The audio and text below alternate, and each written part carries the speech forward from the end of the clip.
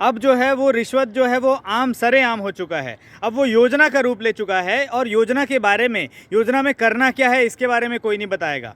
सरकार ने ये घोषणा, सरकार तो वर्तमान में नहीं है, जो राजनीतिक दल है, कांग्रेस की जो राजनीतिक दल है, राजनीतिक दल ने भी कुछ घोषणा करी है और कुछ घोषणा जो भारतीय जनता पार्टी की जो राजनीतिक दल है, भारतीय जनता पार्टी ने घोषणा करी। भारतीय जनता पार्टी ने ये घोषणा करी है कि महतारी वंदन योजना लेकर आएंगे और 12,000 रुपये सालाना महिलाओं को मिलेगा। और उस 12,000 रुपये के लिए क्या करना है इसके बारे में कोई नहीं, यानी कि एक प्रकार से क्या उसमें करना है, उसमें महिलाओं को क्या काम करना पड़ेगा या फिर सरकार को अलग से कुछ ऐसा कुछ स्कीम मिल चुका है जिससे कि सरकार की जो आमदनी है वो आमदनी बढ़ जाएगी, इसके बारे में कोई कुछ नहीं बोल रहा।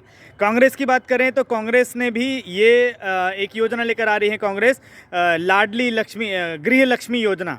अब गृह लक्ष्मी योजना के तहत 15,000 रुपये सालाना मिलेगा हर महिलाओं को।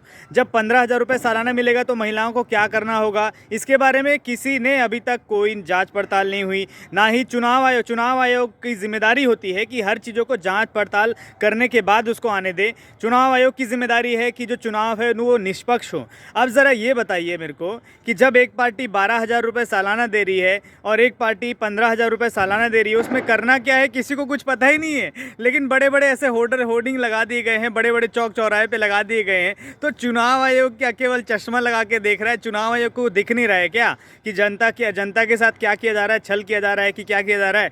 भाई जिसकी भी सरकार बनेगी, मान लो भारतीय जनता पार्टी की अगर सरकार बनती है तो वो पैसे कहाँ से आएंगे? 12,000 सालाना जो महिलाओं को देना है, 2.25 करोड़ की जनसंख्या की आबादी है, उसका लगभग 50% महिलाओं को ले लो, 40% ले लो महिलाओं को, तो उतना बजट कहाँ है भाई? कहाँ से लाएगी सरकार? क्या एक्स्ट्रा कुछ अलग से इनकम हो गया है? या फिर अगर जो कांग्रेस की बात करें कि कांग्रेस की सरकार जो है वो घाटे में चल रही है, सरकार को कर्जा लेना पड़ रहा है अपनी सरकार चलाने के लिए, तो ये सरकार अपने खुद के खर्चे चलाने के लिए कर्जा लेना पड़ रहा है और अब जो है वो 15,000 रुपये सालाना क्या कहाँ से लाएगी?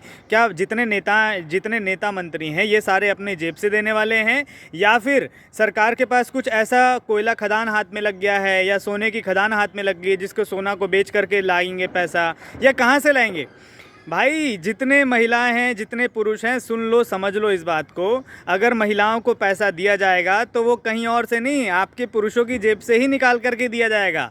जो टैक्स है टैक्स को ही बढ़ाया जाएगा। भाई सरकार ने कोई और ऐसा प्रोडक्शन का कोई यूनिट नहीं लगा दिया है, सरकार ने कुछ जनता के लिए कुछ प्रोडक्टिविटी नहीं बढ़ा दी कि सरकार की आय बढ़ गई है, या ऐसा कुछ नहीं है कि भारतीय जनता पार्टी की सरकार आएगी तो वो आय बढ़ा देगी या कांग्रेस की सरकार आएगी तो आय बढ़ जाएगा। ऐसा कुछ नहीं होने वाला है। ये चुनावी जुमलों जैसे पुराने समय में था ना 15 लाख जैसे चुनावी जुमला, वैसे ही ये भी चुनावी जुमला साबित होने वाला है। और जब यदि चुनावी जुमला साबित नहीं होगा तो यकीन मानिए हर एक पुरुष की जेब से जो पैसा बच रहा था उस सेविंग पे डाका डाला जाएगा और उस सेविंग अकाउंट से ही आपके पैसे को लिया जाएगा। भाई आप जो बिस्किट खरीदने जा रहे हो, आज अगर 2 रुपये टैक्स दे रहे हो तो कल 3 रुपये देना पड़ेगा। आज अगर पेट्रोल डलाने जा रहे हो और 100 रुपये दे रहे हो तो कल 110 रुपये देना पड़ेगा। क्यों? क्योंकि आपने ही स्वीकार किया है कि महिलाओं को 12,000 रुपये देंगे तो हम वोट करेंगे, महिलाओं को 15,000 रुपये देंगे तो हम वोट करेंगे।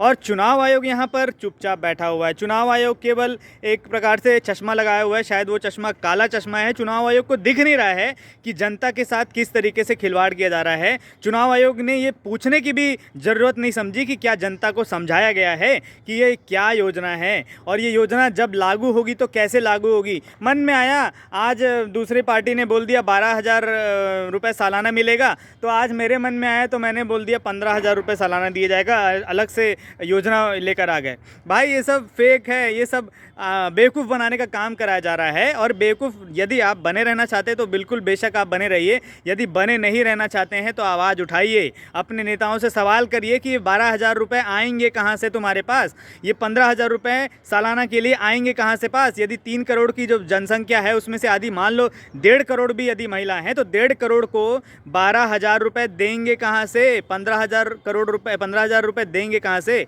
भाई युवाओं, तुम एक बात सुन लो, तुम्हारी नौकरी जाने वाली है, तुम्हारी नौकरी के लिए कोई सरकार काम नहीं करेगी, बेरोजगारी भत्ता देगी। बेरोजगारी भत्ता देने से ये होगा कि तुम सवाल नहीं खड़े कर पाओगे अपनी सरकार के पास, और जब तुम सवाल नहीं करोगे तो सरकार अपनी मनमानी करेगी ही। और चुनाव आयोग जैसे आज चुप है, कल भी चुप रहेगा और आगे भी चुप रहेगा। तो जनता को जागना पड़ेगा, यही विकल्प है और इसके अलावा कोई विकल्प नहीं है। कोई दूसरा विकल्प है तो बता दीजिएगा, हो सकता है मैं भी इम्प्लीमेंट कर लूँ, मेरे जितने साथी मैं उनको भी बोलूँ कि हम भी इम्प्लीमेंट कर लें।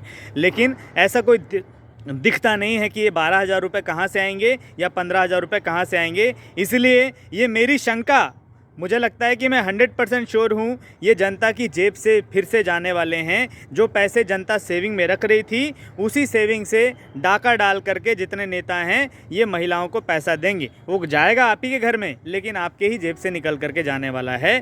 सरकार के पास यदि कोई विकल्प है, सरकार कहाँ से लाएगी तो ये बताए।